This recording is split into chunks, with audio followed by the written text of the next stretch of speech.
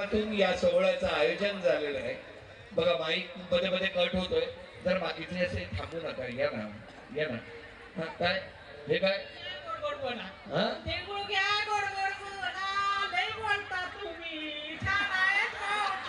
हे बोलून मला बोलायला देत नाहीये.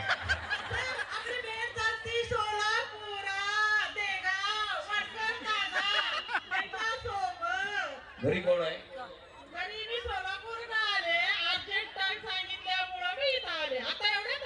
नाही घरी कोण कोण आहे?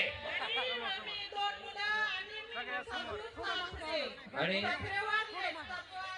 इतकी बडबड केल्यावर घरी काय होत असेल सगळं विचारले.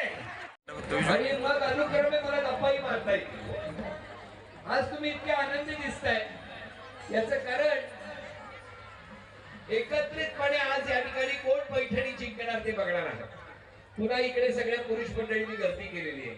म्हणून त्यांना दिसतच नाहीये, म्हणून जरा पाठीवा प्लीज. आणि पहिली नाव पहिल्या खेळासाठी ही सगळी नावं. अच्छा अच्छा मला द्या. धन्यवाद. तुम्हाला बोलायचं द्या. नाव सांगा. अनिता संजय चौधरी. अनिता संजय चौधरी. ओके. हा काय करता तुम्ही? कुठे राहता? धाराशिव. मी काय आता मुंबईत उभा आहे. आपण गप्पा मारू असं वाटलं होतं. मग आत्मविश्वास होता. आतापर्यंत टीव्हीवर पाहत होते, परंतु असं वाटलं की होईल आपली भेट किंवा होईल थोडस.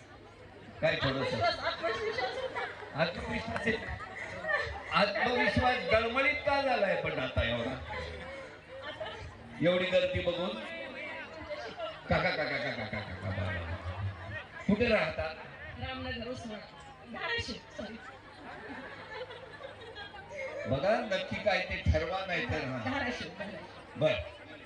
घरी कोण कोण आहे? तुळजाभवानीच्या चरणी प्रार्थना करीन. हे जे दोन जणांचं दोन पदांचं सख्या भावाप्रमाणे नातं आहे त्याला माय माऊली कधी दृष्ट नको लागू दे. आणि कायम या दोघांना एकत्र राहून तुमच्या सगळ्यांनी भरपूर आशीर्वाद देऊ दे एवढंच मागणं करतो. कारण सातत्याने माझ्या परिसरातल्या या माऊलींना एकत्रितपणे आनंद देता यावा यासाठी खूप धावपळीत होतो.